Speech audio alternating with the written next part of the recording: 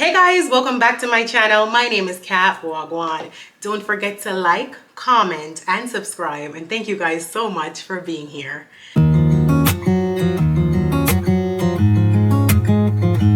Alright, so today I'm going to tell you some of the lessons I learned from my mom and why I absolutely love this woman. But mostly just the lessons today, okay? So we're not going to go too far back, but I am going to bring you back a bit. Growing up, my mom and I would bump heads a lot. Now, you would never know that today because we're so close, but growing up, trust me, that was the case. Now, I truly never understood why at the time, but now that I'm older and I've grown up a lot, I really understand why, and it's because we're so much alike. The older I got, the more I realized how much I loved her, why she was the way she was, how much I really do appreciate her, and why I'm so thankful to call that woman my mother. Because in case you don't know, I have the best mother in the world. The best mother in the world. And I know your mom loves you, but my mom loves me. Okay? Loves me. Okay. By the way, my mom talks in proverbs and she uses parables all the time. Typical Jamaican mother. Nothing ever straight. My mom is always gonna talk to you in a parable or a proverb. I've learned a lot from my mom, and I'm about to share a couple of the things I've learned from her with you guys right now. Number one, who can hear must feel. Now, I have a Jamaican mother, and if you don't know what that means, I don't know what to tell you. If you can't listen and hear when somebody's trying to give you constructive criticism or even to help you in life, you just gotta go out there and feel. And people in life tend to do things like this. So what people do sometimes is like they'll get in a position that's bad after somebody has already told them, don't do this because you're gonna look stupid, or this is gonna be crazy, it's not gonna end well. They'll do it anyway, and then they'll sit there and pray to God and say, but God is gonna do this, and God is gonna help me, and God is gonna let you guys see. Baby, hold on. God was probably talking through your mom, telling you to stop, hold on, break up, use your common sense. Don't do that thing that's gonna make you have to then feel sad, bad, or cry in the future. It's as simple as that. Number two, no run it down, I come, it a come. My mother tell me that all the time. No run it down, I come, it a come. When people pregnant, when people do things like whatever you do, but pregnancy is the number one thing my mom always tell me with that. She always tell me, don't run it down, it's gonna come. I come, it's a coming up. You can't hide pregnancy. I mean, you can think you can hide pregnancy, but in all honesty, you can't really hide it. You know what I mean? It's just like, I don't know, that's the number one thing she always uses it for. The number one thing. Now, there are a lot of other things out there, I'm sure, you could use it for, but my mom always said to me, don't run it down, I come, it's a come, with things like pregnancy, things like when people move or aren't in the same position anymore, she'd be like, or if you get a promotion at your job or something, my mom would be like, why you want to know it? You know, like, I come, it's a come. Nah, run, go nowhere. Just sit and wait. Wait for it to come to you. And this has to be the number one my mom uses all the time. The proof of the pudding is in the eating. I remember when I was supposed to do CXC and my mom would tell me, go study, go study, go study, like a broken record. And I remember my mom used to tell me, she'd be like, I'm preaching like Noah with the ark. You understand me?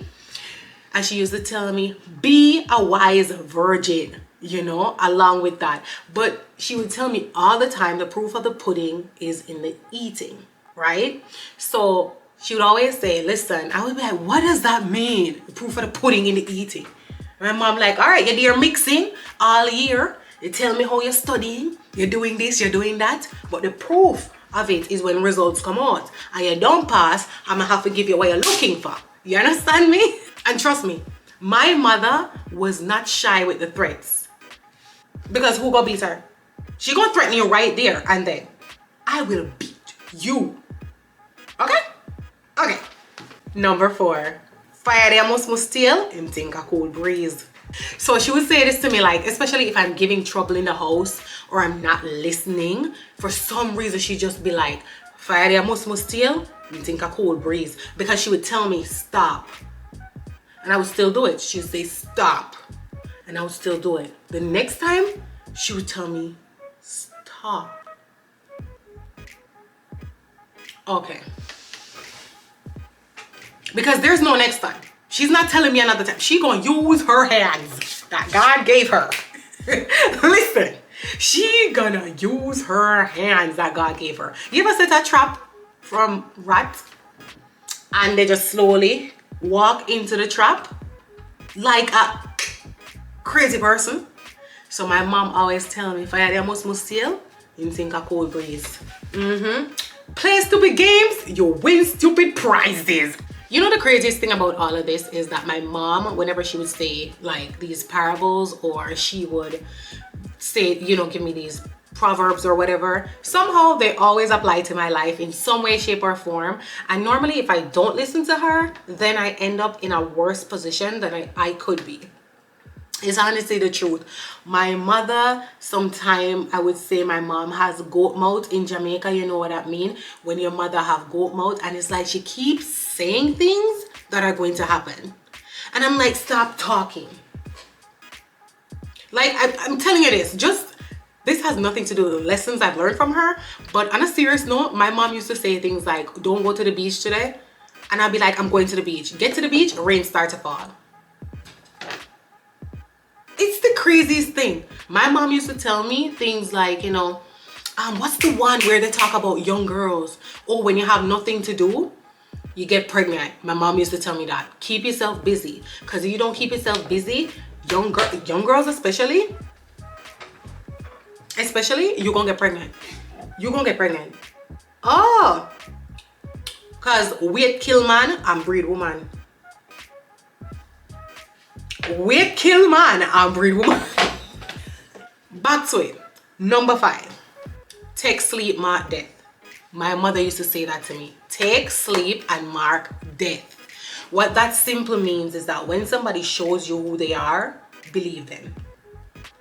If you show me who you are, I'm going to believe you. Once upon a time, I wouldn't want to do that because, you know, you love your friends, you love people around you and so on.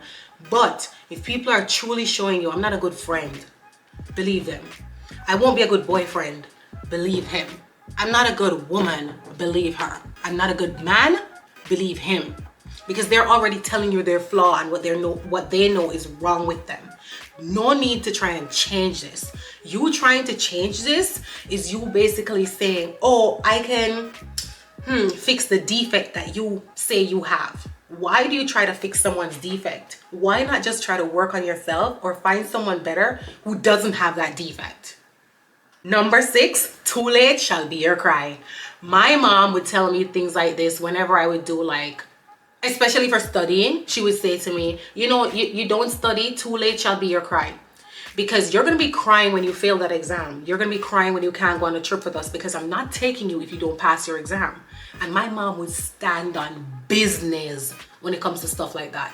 She doesn't care how much you cry because she told you already to do what you're supposed to do.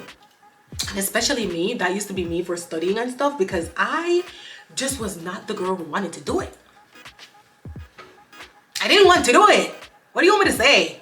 I wanted to go around and have fun and shake with my friends and play domino around the back and enjoy life. But in all honesty, you still have to put in some level of studying or whatever you do to get right with what you're doing. So my mom was right in the end, but she used to tell me that all the time. And I remember one time when I failed big time and didn't get to go where I wanted to go. And oh my gosh, it was horrible. And she was right. And she was the same one who had to be there consoling me because I was crying uncontrollably. It was sad. But, no, I don't want to go back to times like those. I don't want to go back to times like those. My mom used to tell me, sometimes you have to use long spoon feed them. And I know you have to use a, so let me explain. You have to use a long spoon and feed some people because they can't be trusted. They come back into your life when things in their lives aren't going well anymore. They come back into your life to just check in and see how is her life going or how is his life going. But really and truly, they don't care about you. They're not good people. They don't want to be around you. They don't want your success. They're not trying to add to your success. They're not trying to lighten your load. So they tell you things they could tell anybody in the universe or anybody in the world that they see, but they will never tell you the true hardship that they've been through. They'll never go deep and dig deep with you and tell you anything. They'll just give you surface level information all the time just so we could keep a conversation going, but they really don't want to be your friend or really don't want to tell you anything that's going on in their life. But they're so inquisitive, they want to know what's going on in your life. So they're messaging you or they're calling you just to check in to see if you're doing worse or if you're doing good enough. So my mom would always tell me, you know what? It's okay. Use long spoon feed them.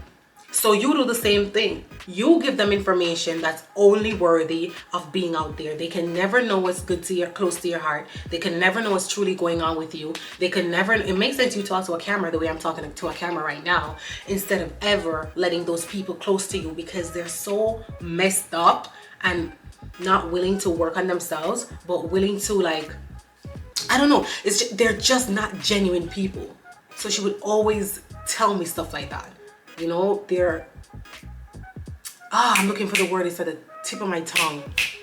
Me and Kimisha were discussing, oh my gosh. Tip of my tongue. I can't remember the word, but it's like they're using a facade. So they're really not being honest and truthful about who they are. They're lying about it all. And just giving you surface level stuff. And I know you guys know exactly what I'm talking about. And if you know the word I'm looking for, drop it down below in the comment section. I appreciate you. Number 8, hand in a tiger mode, take time, take you out. Sometimes I could have a temper. It's not the best. And I've worked on it so much, guys. I've worked on it so much because I used to get so annoyed with people trying to take me for an idiot. You know, I don't want to, you just try and take me for a fool, and it would annoy me so much and I would get so angry and upset. But my mom would always say to me, hand in a tiger mode, take time, dry out, right? Because at the end of the day, if you're in what that simply means is if you're in a tough situation, right? Say for instance, you're stuck between a rock and a hard place, right? Simply slowly take yourself out. If it even means what they say, placating or being a hypocrite in the situation, in the moment, just so you can remove yourself from that situation that you're in so you don't get clamped, right? You just slowly remove yourself. Yeah, you play into whatever they're saying. It's all bull. We all know that, but it doesn't matter. All you're doing is trying to get out of a horrible situation at the moment. So you're just playing into it. My mom would say that to me all the time. Hand in a tiger mode, take time, pull it out. Right? If you're in a rough situation, play into what they have going on just so you can get out of it. And then you'll be like, get! And do whatever else you want. But for the moment, right now, do what you gotta do. Number 9. And I think a lot of married people know this one. Your right hand now have to know what your left hand know. Your right hand does not have to know what your left hand knows. Simple, simple, simple. And I know a lot of people are here oh yeah, but I'm married and I'm in a relationship and we tell each other everything and me and that guy are gonna be together forever. You